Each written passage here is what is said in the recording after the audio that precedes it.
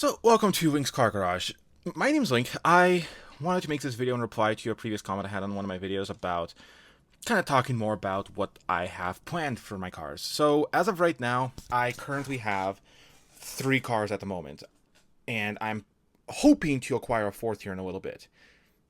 I know it's kind of stupid. I'm broke, currently jobless, and trying to find work and dreaming about acquiring a fourth car, two of which that are not running, and one of which I'm making payments on because it's my daily driver, is kind of dumb. Yeah, but anyways, so the car we're talking about today is Dottie the Datsun. She is my 1981 Datsun 280ZX Turbo. It's the S130 chassis, and sadly, it's also the most rust prone from what I understand. Although the 240s through the 280ZXs were all like extremely rust prone. The story behind that car is, from what I understand, she was owned by a restaurant owner here in the valley prior where I live, and he had the car, or the story's a little wild, where his brother originally bought the car back in 1981 when the car released. It was sold here in Montana, and it's been a Montana car its entire life. His brother passed away 20 some years ago, and since he died, he still owed money on that car.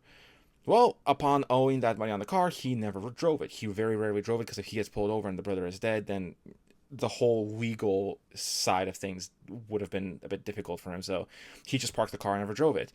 Then he decided he wanted to get rid of the car, sold it to my friend. My friend got it for a steal, got the clean title, got the car in total. It was a very funny way of how he got it, where he just showed up to the bank. The bank is like, oh, yeah, the guy is dead. There's money owed. That money is no longer owed. The car is yours now. So my friend got that car. He had it for about 2 months, and I saw him drive it, and I'm like, you know what? How much? Because I wanted 350Z. 350Zs have been like my dream car since I was a kid. Because like my biggest dream cars have always been the 350Z, the Lancer Evolution, and the Subaru WRX. Well, news for me: the 350Z is the only not all beat to shit. There are still some good examples for relatively cheap examples of a car out there, because the Mitsubishi Lancer Evolution are way overpriced and way too rare. So getting one of those, I need about 30 40 grand in my bank account before I can even think about getting one that's in decent condition. And then the WRX, every stoner kid with a baseball cap who wears flannel has owned one and has beat the shit out of it, and had 90% of them have a blown head gasket. So unless I want to get one, that's also either dirt cheap and I got to redo the entire thing all over again and rebuild the car from scratch, or have to spend extra money on one that is like a one owner golden example, which is impossible to find. But anyways, I saw that car from my friend and I decided, hey, how much? I want it. It's the predecessor to the 350Z. It'd be a perfect starting car, because I'll make another video talking about my prior cars and my history with cars, but I've never had a car to work on, and looking at it's an 80s car, seemed easy enough to work on. Everything was relatively simple and not a ton of like 90s or 2000s tech in the car that would make it overly complicated or difficult to work with. So I got the car for 3 grand. Had 114,000 miles on the car when I bought it, and it's been serving me strong for 3.5 years. Sadly, the issues it has are it has a shit ton of rust, which I am. The more paint I take off the car, the more Bondo I find. The more Bondo I find, the more I find out that it has had some pretty shitty repair jobs in terms of rust and dents. So, on top of the fact that it's been sitting for so long and everything, I'm starting to find out that it's a bit of a lemon, which is sad. But I still got it for 3 grand, and I've put a couple more grand into it in terms of work that I've done to it, because I've refreshed the engine, did a top end rebuild on the engine, in the sense that I replaced the spark plugs, I've replaced the injectors, I've replaced the injection coils, and I've replaced the wires and everything for it. I've replaced the distributor cap and rotor. I still need to buy a new distributor because mine's a little old and I need to rebuild it. But I've replaced the alternator, I've replaced the water pump, I've replaced like most everything you can replace in an engine of that age to update it and make it more reliable and keep it up with the times. I have done to that engine. The only issue I've run into, aside from the big ass amounts of rust and just age deterioration on the car, which I also have plans to fix on, and I probably should have done that first before working on the engine, but hey, I'm a new guy here that's learning through my mistakes. But the issue I'm running into now is that I've gone through 3 fuel pumps in that car, and this last one has been the best one so far, but I keep running into the same issue almost every time.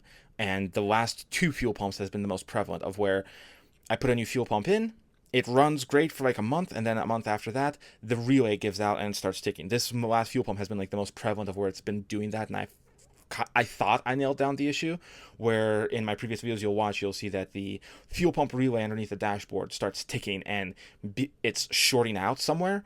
And because it's shorting out, it is cutting the signal at the relay and ticking the relay off, meaning that it's cutting the fuel supply to the engine and it's not supplying fuel to the engine from the fuel tank. I am still trying to nail down whether I did something wrong with the wiring on the fuel pump or if I did something wrong in the wiring with the connector.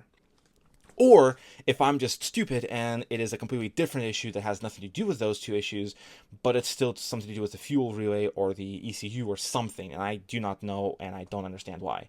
If you have any information, please, I need as much help as I can get, because I'm getting to the end of my rope with trying to figure out what that issue is. Because if I fix that issue, my goal is this car, I have like about less than a month before it starts to snow here. My goal is to get it running before winter, because locally here is the Fagner Fail headquarters. And I've been lucky enough that I've met the owners of the place a couple of times, and they've offered at least like they have a built public racetrack that not many people know of. That I say public, it's not really open to the public. It's mainly open to by invitation, I guess is the best way to describe it.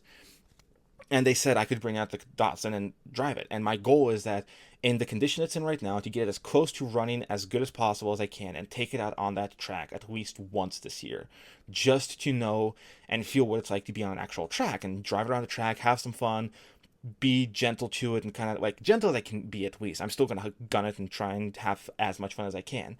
But kind of just set the precedent of like, this is what this car feels like before I finish doing all the work. And then my goals are, and like the funny thing is that I did this like before I even owned the cars. Like I was playing Need for Speed.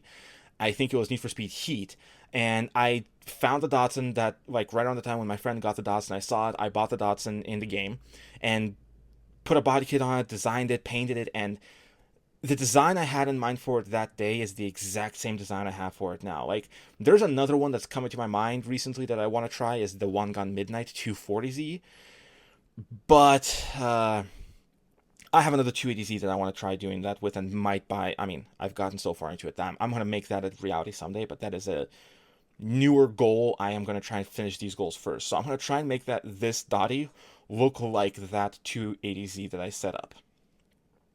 And it's been a journey. Finding all the rust and everything, I've looked into it. I am pretty much looking. I've already put about like $3,000 into the car in total of like the amount of work I've done, replacements and whatnot. I'm gonna need another 10K, I think, in terms of just like money that I can throw at the car to get the parts I need. That's not including labor, because all the labor costs are just me doing it. I can't, even if I had the 10K, I probably wouldn't pay somebody to do it unless it's something electrical like what I'm struggling with right now, which I can't afford to pay somebody to do. So I've been just figuring it out myself. And the rust stuff, I'm gonna weld the panels myself. I used to weld a couple years back, but I'm gonna need a refresher.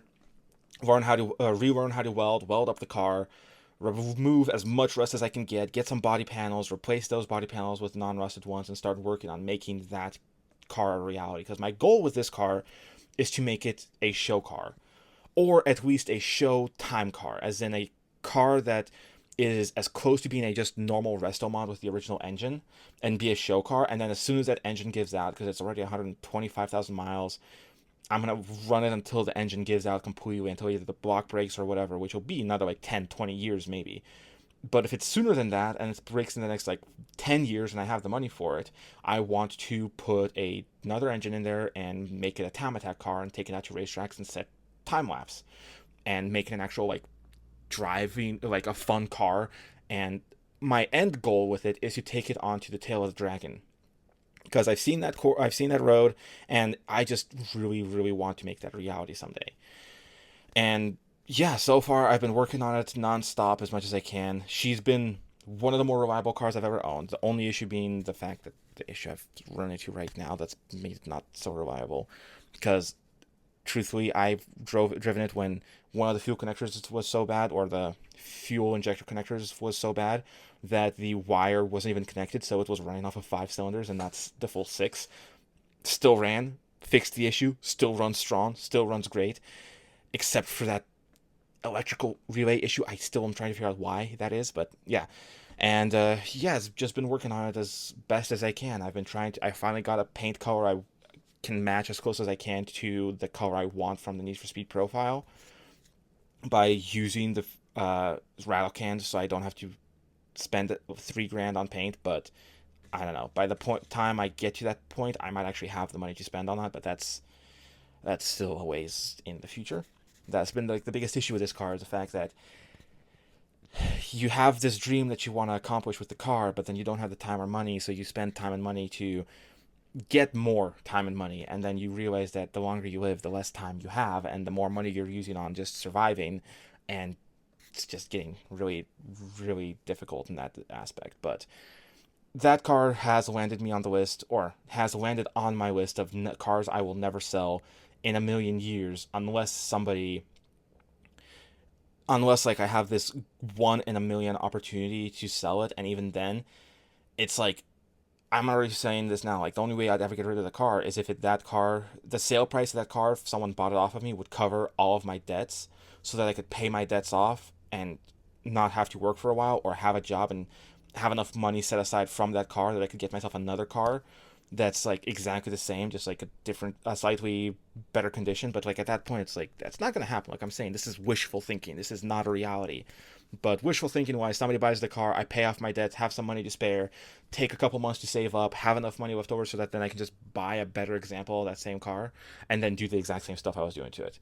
In the sense of not have the issues that I'm having with it, but do the exact same in terms of like engine maintenance, and then do the stuff I want to do to it body wise and paint wise and all that stuff. But that's either way, this car has been my first, and I'm going to keep it until I die, unless some sort of an opportunity comes up. But that opportunity is so like 1 in a couple million that it's never going to happen. So I'm just going to keep working on this car and hoping I can get it up and running. Because if I can get this relay issue fixed, that is me getting one step closer to where I want to be with this car, because I'm already working on the dash, already halfway done with the cluster replacement of trying to replace the cluster with a digital cluster from an 83. That's been looking really sick. Go check out my prior videos on that when I did that. And once I get that up and running, I just got to get that fuel relay issue fixed. As soon as I get that relay issue fixed, I can get the dashboard in, I can redo the interior, I can start cutting out all the old rusted metal and start welding in new metal and doing all the body work for it. It's just like that one relay issue that's kind of holding me back, and I gotta figure out a way how to do it. So yeah, if you stayed this long with me, thank you very much for watching. I will have another video on my other 280ZX and the plans I have for that car, as well as a video on my Corolla and kind of my car history if you guys are interested at all. So yeah, thank you for watching, and I hope you guys have a good rest of your day. And never forget, just no matter how difficult things get, just keep following your dreams, because you never know when those dreams might actually become a reality.